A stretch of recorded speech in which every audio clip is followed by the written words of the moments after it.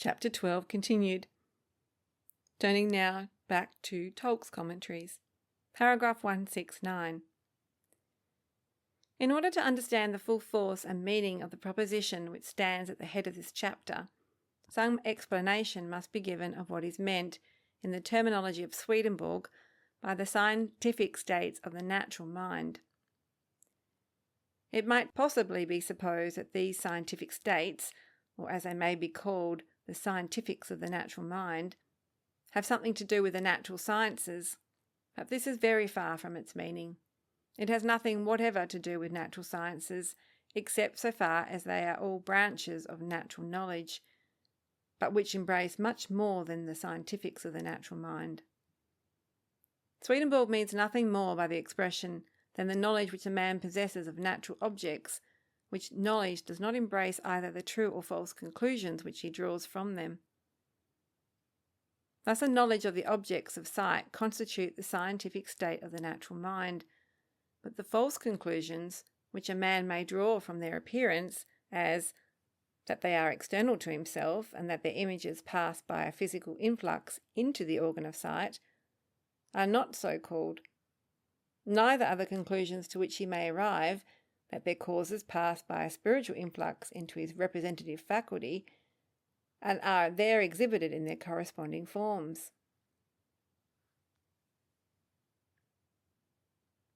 In the former instances, such conclusions are called fallacies, and if the mind, by a chain of reasoning, confirms itself in their correctness,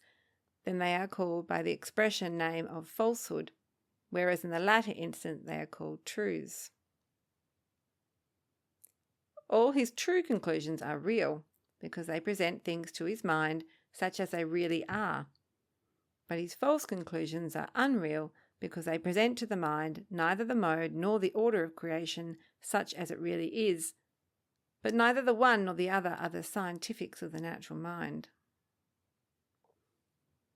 Paragraph 170. When the hour arrives, or when the mind is advanced to a state that it can rationally perceive and recognize this truth, no such mistake will be made even by the learned as to suppose that one natural event, because it precedes another, is on that account its cause. Such essential error is alike injurious and even fatal to true religion and philosophy. When a man has his spiritual sight open, so as to see that the existence of extrasensual causes is a mere hypothesis, not having even the shadow of a foundation on which to rest, since no one ever pretended to be cognizant of these external causes by any of his senses, they will then turn their minds and seek for those causes within themselves, and learning to discard the false conclusion of the natural mind, will embrace the heavenly truth which teaches them that all the events of life, consisting as they do of the simultaneous and successive presentation of sensuous images, are the effects of causes, existing first in angelic or regenerated minds, and that they pass thence in their mental forms into such human minds in their preparatory states as stand in spiritual relationship to them, being modified both as to love and to thought, and as to the sensuous images by natural minds and their recipiency. Thus are all subordinate causes, through the several discriminated degrees of life, held in indissoluble connection both with the first and with one another, until they find their termination in the knowledge of those representative effects, which are called the objects or the events of nature. In the apperception of those sensuous images, the influx of the divine life terminates, and in them all prior states of the mind coexist as causes in their effects, and from them are all the conclusions drawn, which pass by the name of natural science, not one of which has any other truth to recommend it, except, as it indicates by its very fallacies and errors, the exceeding sensuous state into which the natural mind has fallen. Paragraph 171. The scientifics of the natural mind are, in the definition of Swedenborg, limited to that first or introductory knowledge of sensuous phenomena, from which either true or false conclusions may be drawn, just as the mind is able to think spiritually or is led away by the deceitful appearances of sense. To show what momentous consequences may result to the natural sciences in the correction which will hereafter be given to every one of them by the light of spiritual or interior truth,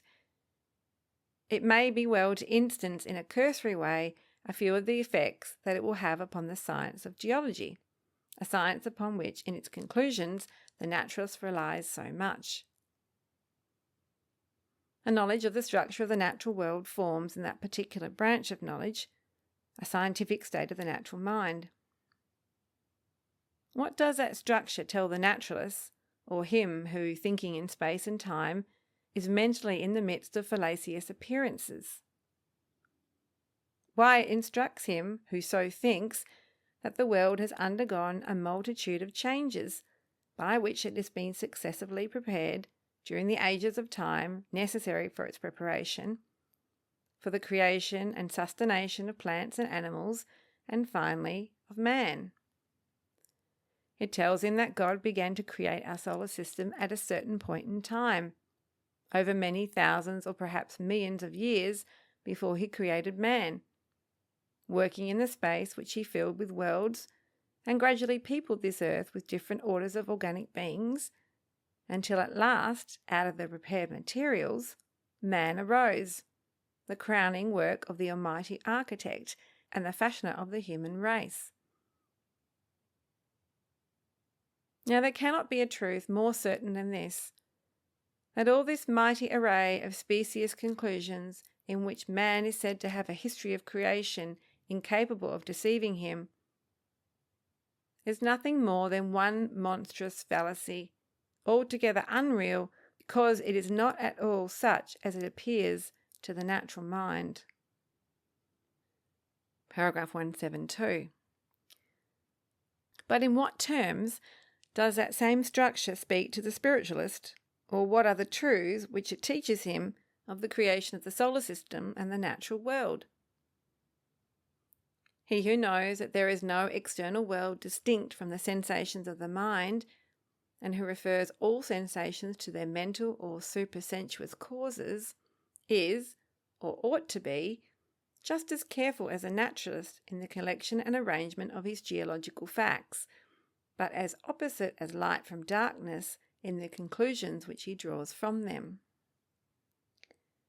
For first of all, he sees in the very space and time, which the naturalist assigns as a dwelling place for the Creator,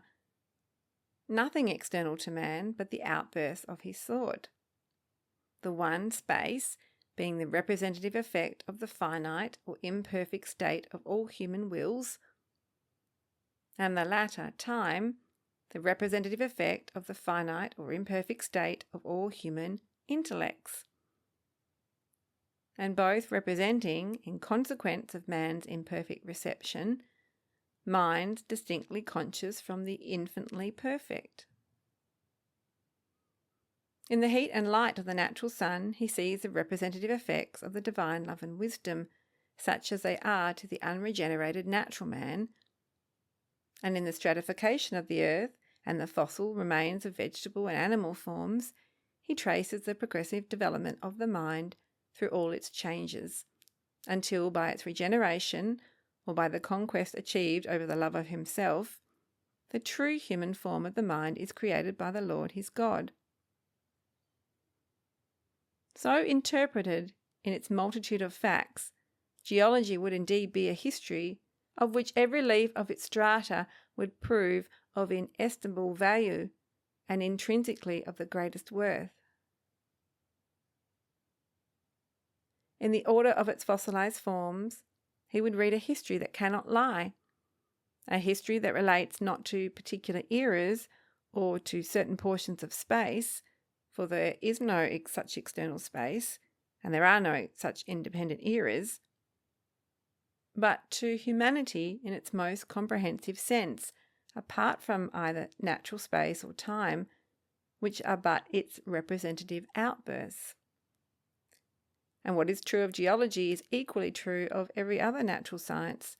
The facts are valuable, but the conclusions of the natural man are in themselves worthless, if indeed they might not be pronounced pernicious and frequently destructive in their consequences.